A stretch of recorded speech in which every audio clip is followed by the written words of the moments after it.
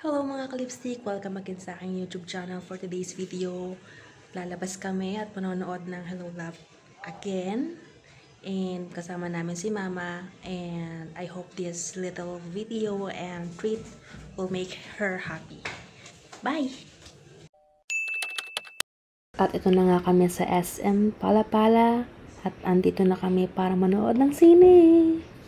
Kailan ka huling na nanood ng video? Ng movie? Ay, bunda ka mga namin, matagal na yan. Hindi, yung movie sa sinihan. Kailan? Ay, nung araw, pag forgotten. 19 Forgotten. Oo. 19 forgotten. Tapos ngayon na lang siya ulit manonood. Ay, nuulin muna pa. Ha? Muna pa na kung.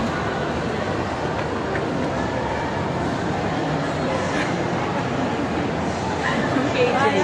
Kung KJ. Nakikita na. Sa cellphone, nakikita yan ng may cellphone.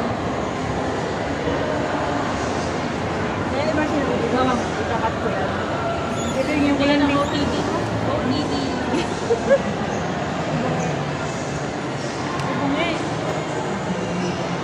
Asang floor ba yun? dapat nag-ano ka. Third floor? Dapat nagsasalita ng mga. May ano yan, may voice over yan. Pagkatao. Pa-shout out. Nakikita naman ng bungil ko. Hindi ko lang. Ano ba? Aming PJ na kasama.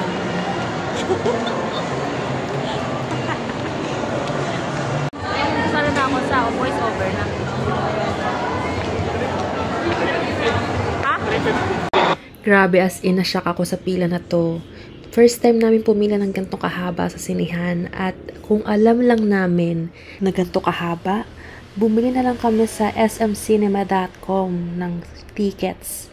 Ganoon din naman yung pricing nila, hindi ka papipila ng mahaba. Halika, samahan nyo kung balikan ng dalawa kong kasama na naghihintay hanggang sa dulo ng mundo. At ito na nga, after 20 years, naka-avail na kami ng ticket at pinakita namin ang senior citizen ID ni Mama para magkaroon kami ng discount. So, we got 70 pesos discount. And hindi ko alam kung iyon ay discounted na para sa lahat or para lang kay Mama. Since meron kaming 1 hour, kumain muna kami dito sa Tokyo. Ay, so dito na ako, nakaupo na. Ay, parang may nakikita kong magandang dilag. Who is that? At dahil nahumaling kami sa kagandahan ni Mama, nakalimutan namin pakita yung kanyang ID for discount. So, ayan, sayang yung aming 20%. Sinubukan ko namang makipag-usap sa manager. However, they told me na kapag nakabayad na daw, hindi na pwedeng i-void yung payment. So, hindi namin talaga nakuha yung discount. Ito yung mga order namin. Isang beef, isang chicken, at isang pork. So, marami siyang tawag. So, pinaiksi ko na lang. Ganyan pa lang pala. Pupulas na. Unli-race to, diba? A few moments later. Ako sa kabila. Doon tayo sa kabila. Ayun. Pwede naman.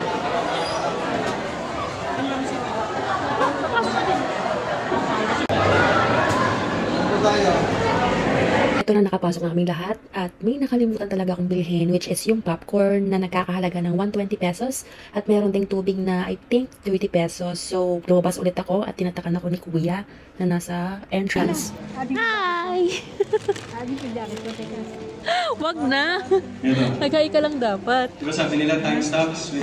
At natapos din namin ng movie tungkol ito sa career versus love. So, actually, Joy chose to love than to have a career. Anong hinahanap mo? 1 hour later. Siyempre, hindi mabubuo ang aming movie date kung walang window shopping. Oh. Akala ko, Ah? papangit. Dapat yung nakakabata.